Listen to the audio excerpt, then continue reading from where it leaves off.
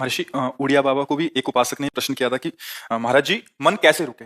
तो उड़िया बाबा ने उत्तर दिया नियम पालन से। यदि हम नियम पर दृढ़ रहें तो मन हमारा क्या कर सकता है। नियम तो परमात्मा देखता है, हम लोग नियम पर दृढ़ नहीं रहते, इसी से हमारे देश की दुर्दशा है। संध्या वंदन तक का नियम जाता रहा है, भजन करने के लिए नियम की बड़ी आवश्यकता। हाँ, बड़े नियम की आवश्यकता है। तो जैसे प्रातः काल से सायंकाल तक की हर व्यक्ति की अपनी एक दिनचर्या होनी चाहिए। ऐसा नहीं कि आज हम 4 बजे उठे, कल 7 बजे उठे, पर फिर मन को आप कंट्रोल नहीं कर पाएंगे। मन के लिए एक दिनचर्या होनी चाहिए कि हमको 10 बजे सोना है, 4 बजे उठ जाना है, तो फिर 4 से सवा 4 नहीं होना चाहिए। 4 बजे उठ जाना, ऐसा नियम बना ले। और उठ करके हमको थोड़ी देर नाम जप करना है, थोड़ी देर हमें वाणी जी का गायन करना है, थोड़ी देर हमें ध्यान, एक अपनी दिनचर्या। फिर हम अपने सेवा के पद मिले या आपको जो घर की सेवा के कार्य मिले, उनमें बहुत धर्म पूर्वक आचरण होना चाहिए।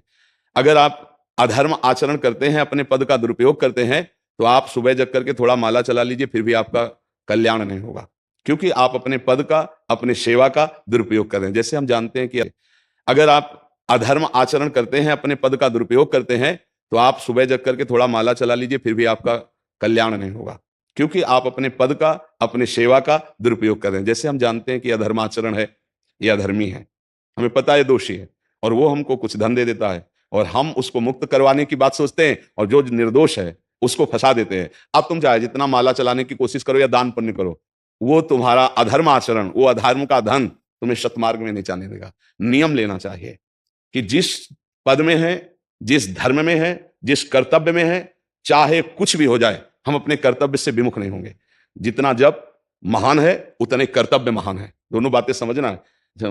माला फेरा और इसके बाद बेईमानी, अधर्माचरण, इनका कोई नियम नहीं है कि हमें कैसे चलना है, तो वो माला काम नहीं कर पाएगा, क्योंकि उसका तभी सत्य भाव माना जाएगा माला जपला जब धर्माचरण है। धर्माचरण नियम से। बोले वो वाले हैं, उनको घूस नहीं, आप उनको भयभीत करके नहीं काम करवा सकते, प्रलोभन में काम नहीं करा सकते। ये हमारी गृहस्थी है ना, तो गृहस्थी के पालन के लिए धन चाहिए, और धन के लिए हम धर्म को आगे रखें, धन को नहीं। धर्म को, हमारा कर्तव्य क्या, प्रायः जैसे पूज्य बाबा ने कहा, आज हमारे देश में बहुत दुर्दशा हो रही है। दुर्दशा हो रही, क्यों? क्योंकि सब अपनी जगह से गलत हो रहे हैं। अगर अपनी जगह हम ठीक रहे तो हमारी दुर्दशा नहीं होगी, हमारा भजन कम होगा, लेकिन हम धर्म से चल रहे हैं तो हम विजयी होंगे।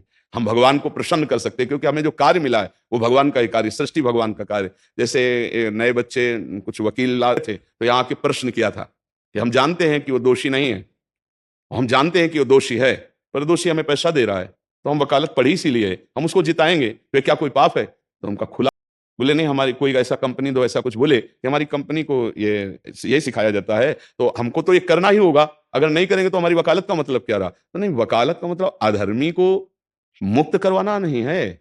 वकालत का मतलब अधर्मी के सबूत एकत्रित करके उसको दंड दिलवाना है, और धर्मात्मा को मुक्त करवाना है। अब इसके लिए आपके पास अर्थव्यवस्था अगर कमजोर भी है, तो धर्म व्यवस्था आपकी पूरी है। धर्म व्यवस्था ठीक है तो परिवार स्वस्थ रहेगा, सुखी रहेगा, भगवान आप पर प्रसन्न रहेंगे। अच्छा, फिर हमने तर्क रखा कि जैसे आपकी बहन के साथ कोई गलत व्यवहार करे, आपको पता है, और वो आपको 10 लाख रुपया घूस दे, तो क्या आप उसका पक्ष लेंगे? नहीं। तो फिर दूसरी बहन के साथ किया है। अब यहां विचार करना ना, अपने भाई का अगर कत्ल किए हो, मुझे पता हो कि ये दोषी है, तो क्या हम पैसे से उसको मुक्त करने देंगे? लगेगा कि जान की बाजी लगा देंगे, और तुम्हें हम ऐसे ही एक गरीब आदमी की किसी ने हत्या की है, तो आपका पक्ष बनता है। पर यह ज्ञान कहां मिलेगा? बिना अध्यात्म के ये ज्ञान तो मिलेगा नहीं। ज्ञान तो इस बात का मिला कि कैसे पैसा कमाया जाए। अच्छा, वो पैसा यदि अधर्म से आया है तो आपकी दुर्दशा कर देगा, आपकी बुद्धि भ्रष्ट कर देगा। तो जो बाबा कह रहे हैं कि आज हमारे समाज की बड़ी दुर्दशा हो रही, उसका कारण यही है कि हमें अध्यात्म का ज्ञान नहीं, हमें धर्म का ज्ञान नहीं, और बड़ी बड़ी गलतियां हो जाती है। बिल्कुल पता है आदमी निर्दोष है, और हम धन के प्रभाव से उसको दंड दे देते हैं। वो दंडा भगवान जब आपको पलट कर देंगे तो आप सह नहीं पाओगे, उसका परिणाम बहुत बुरा होता है। तो इसलिए समाज को चाहिए अपने अपने कर्तव्य का पालन करते हुए एक नियमावली बना ले। जैसे कुछ दुकानों का नियम होता है कि वहां फिक्स रेट होता है, नहीं होता? वहां ये नहीं चलेगा कि कसम से कहते हैं कि तुम्हें हम अपना जान करके कि 100 रुपया मीटर ये मिला है, हम बिल्कुल मुनाफा नहीं ले रहे। नहीं, झूठ क्यों बोल रहे हो? दुकान खोले हो मुनाफा के लिए, झूठ क्यों बोल रहे हो? नहीं लेंगे मुनाफा, हम जितने का लाए हैं उससे मुनाफा लेंगे, पर 120 रुपया मीटर देंगे, कपड़ा बढ़िया है, नाप फिट है, इससे नीचे नहीं उतरेंगे, हमें सफाई देने की जरूरत नहीं है कि हम कसम खाते हैं या ऐसा। हम जानते हो ये बिजली है, दुकान है, नौकर लगे हैं, तो इसका मुनाफा लेने के लिए दुकान खोलें, कोई दान करने के लिए तो नहीं। तो सबको पता है मुनाफा लेगा, लेकिन एक फिक्स दाम, उससे 10-20 रुपया का मुनाफा लेकर के हम उसको बेच रहे हैं। लेकिन झूठ क्यों बोले? बोले झूठ के बिना धंधा नहीं चलता। नहीं, ऐसा नहीं है। अब असत्य बोलोगे तो उससे जो आपको मुनाफा मिलेगा वो आपकी बुद्धि भ्रष्ट करेगा, और सत्य है कि मुनाफा के लिए है वही चीज, और आप एक फिक्स रेट में दे रहे हैं, बढ़िया है। अब अगर आप कोई मिलावट करके भोजन सामग्री दे रहे हैं, आपको पता है, तो जो खाने वाले के हृदय में बैठे हुए भगवान है वो तुम्हारे जीवन में मिलावट कर देंगे, तुम्हारा जीवन महान दुखमय हो जाएगा। ये कहां समझा जाता है?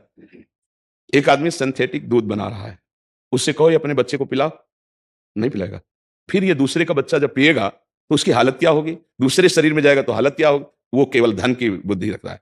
एक आदमी घी में केमिकल मिला रहा है, एक ऐसे अभक्ष्य पदार्थ मिला है, वो स्वयं नहीं खाएगा लेकिन वो होटलों में भेजा जाएगा, हजारों लाखों लोग खाएंगे, बीमारी बढ़ेगी, उसको रुपया से मतलब है। ये चीज, ये दुर्दशा हर जगह धर्म का ज्ञान न होने के कारण फैल रही, नहीं फैल रही।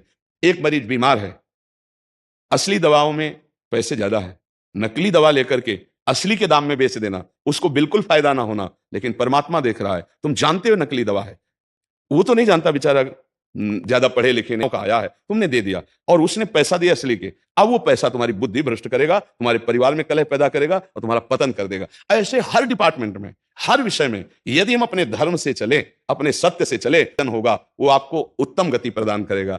पर ऐसा कहां समझ में आ रहा है? अध्यात्म के बिना भला ऐसा समझ में आएगा? तो इसीलिए कह रहे हैं हमारे देश की दुर्दशा हो रही।